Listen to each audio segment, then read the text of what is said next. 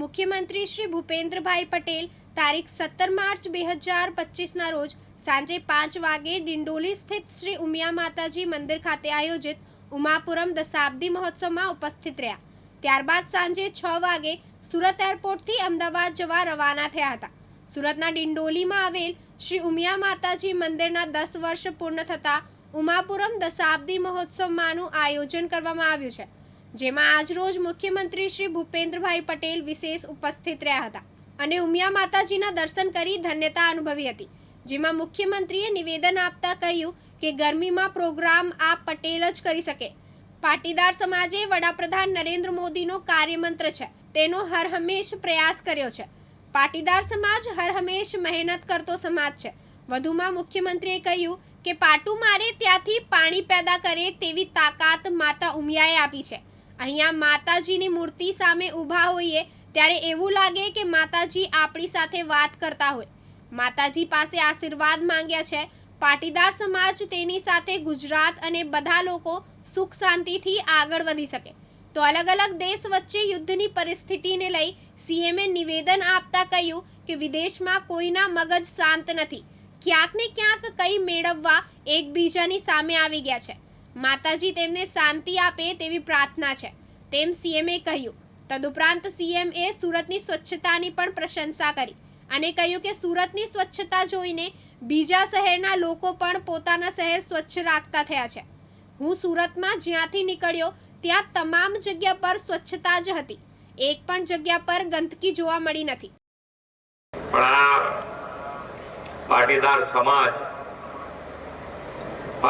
સમાજ માન્ય વડાપ્રધાનશ્રીનો જે કાર્યમંત્ર છે કે સૌનો સાથ, સૌનો વિકાસ, સૌનો વિશ્વાસ અને સૌના પ્રયાસથી આપણે બધા સાથે મળીને કે આગળ કેવી રીતે વધી શકાય એના માટેનો હર હંમેશ પ્રયત્ન કર્યો છે.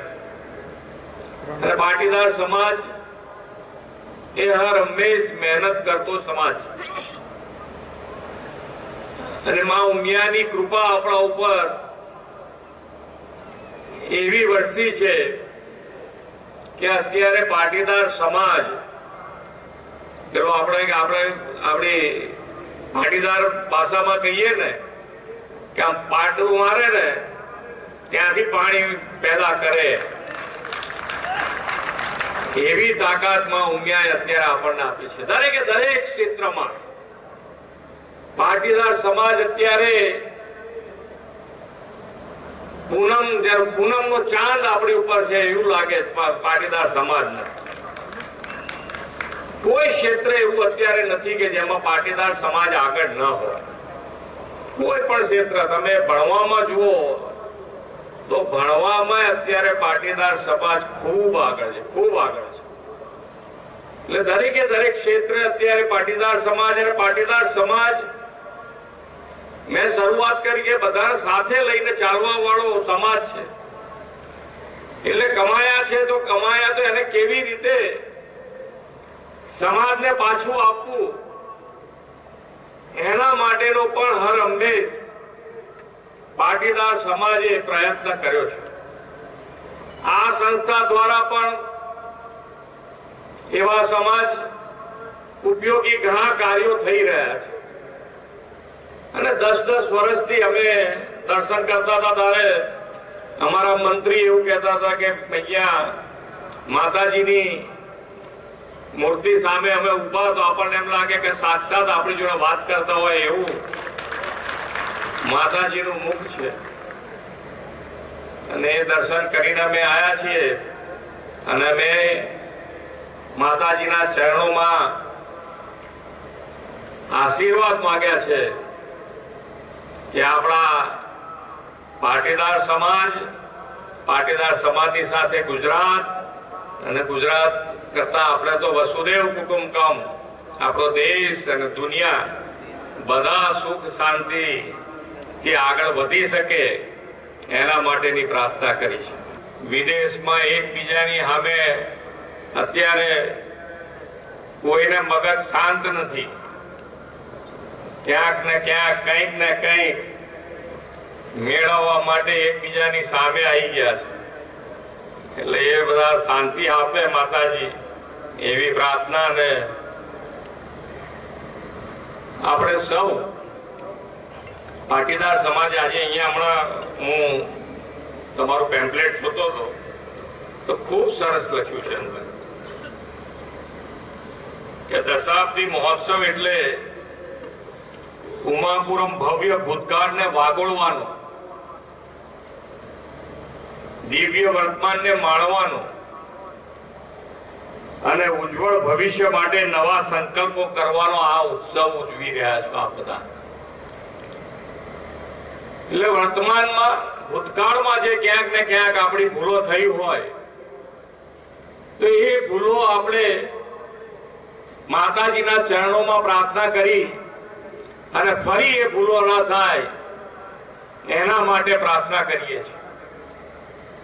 આપણે વર્તમાન છે તો વર્તમાન ખૂબ આનંદથી જીવાય, કોઈ તકલીફ ના પડે એવી માતાજીના ચરણોમાં પ્રાર્થના કરીએ અને આપણું ભવિષ્ય એવું હોય, એવું જ હાજરમાન હોય કે દરેકે દરેક સમાજને સાથે લઈ અને પાટીદાર સમાજ સૌથી આગળ હોય એવી માં ચરણોના પ્રાર્થના કરીએ. 3 દિવસનો ઉત્સવ અને 3 દિવસ સાંસ્કૃતિક કાર્યક્રમો છે, ધર્મસભા છે, બીજું શું છે, મોટિવેશનલ સ્પીચ છે, નાટક છે, રાસ ગરબા.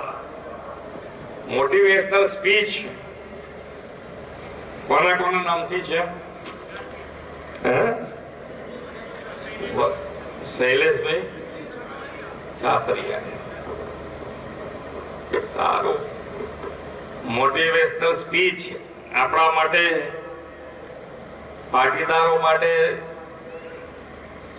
સારી વસ્તુ છે. આપણા માટે કે ભાઈ મોટિવેશનલ, પણ મોટિવેશનલ તો આપણા સમાજ અત્યારે બધાને મોટિવેશન આપે એવો તાકાત આવી ગઈ છે કે આપણને જોઈને લોકોને તાકાત આવે. અને અહીંયા આગળ એક સારી વસ્તુ છે કે પાટીદાર સમાજ સિવાય પણ સામાજિક દરેક જણને અહીંયાથી મદદરૂપ થાય એવી આ સંસ્થા એ રીતે કામ કરી રહી છે. એટલે કે સામાજિક સમરસતાનું પણ ઉત્તમ ઉદાહરણ આ સંસ્થા દ્વારા પૂરું પાડવામાં આવ્યું છે. આપણે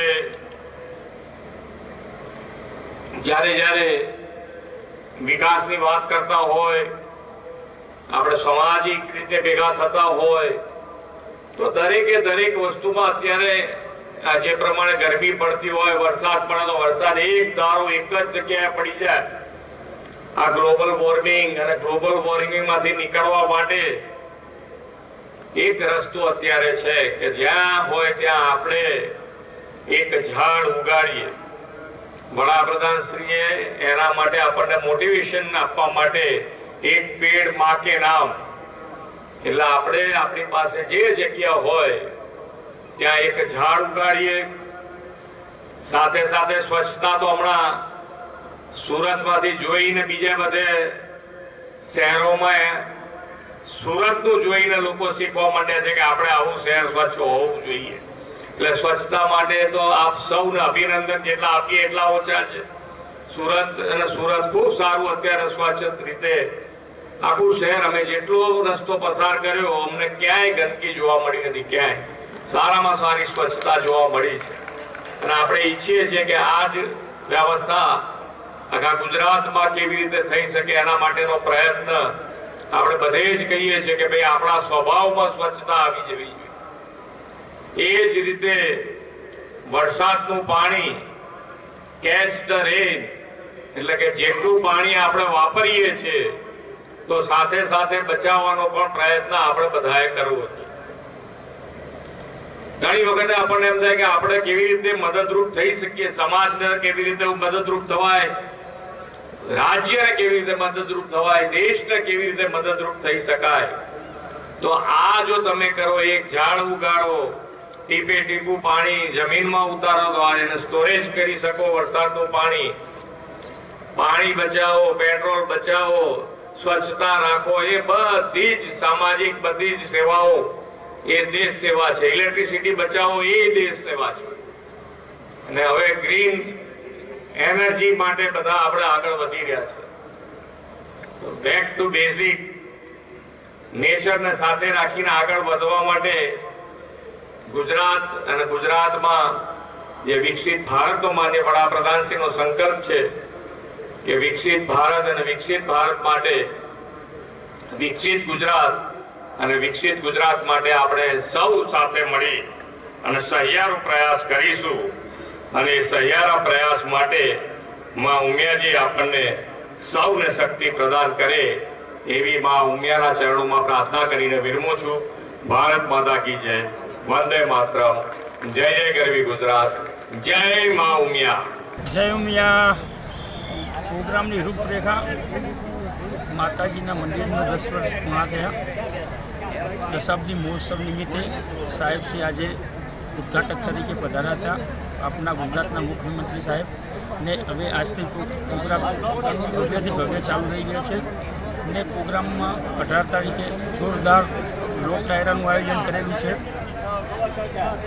19 તારીખે સાંસ્કૃતિક નાટકનું આયોજન કરેલું છે ને 20 તારીખે સાગર પટેલના સથવારે રાસ ગરબાનું ભવ્યથી ભવ્ય આયોજન કરેલું ને 6 દિવસ અમારા ડિંડોલી પરિવારને ભોજન પ્રસાદનું બી આયોજન કરેલું છે ને 100 ટન ભોજન પ્રસાદનું બી આયોજન કરેલું છે.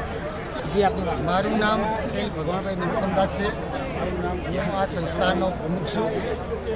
17, 18, 19, 20 4 દિવસનો અમારો દશાબ્દી મહોત્સવનો પ્રોગ્રામ છે. આજે કળશયાત્રા અને શોભાયાત્રાનો પ્રોગ્રામ હતો. તે નિમિત્તે સીએમ સાહેબ ભૂપેન્દ્રભાઈ પટેલ આજે પધાર્યા હતા. 18 તારીખે અમારે સવારે ધર્મસભા, બપોરે મોટિવેશનલ સ્પીચ છે અને રાત્રે ડાયરો છે. 19 તારીખે સવારે ધર્મસભા, બપોરે મોટિવેશનલ સ્પીચ છે, રાત્રે નાટક છે બાપુજી મારા બાજીગર. 20 તારીખે સવારે સાંસ્કૃતિક પ્રોગ્રામ છે. બપોરે એટલે 7:30 કલાકે યજ્ઞની પૂર્ણાતિ છે અને રાત્રે રાસ ગરબા છે. આ 3 દિવસના આશરે 2.5 થી 3 લાખ ભક્તો અહીંયા ભોજન પ્રસાદના દર્શનનો લાભ લેશે. મુકેશ ગુરવ, દિવ્યાંગ ન્યૂઝ, સુરત.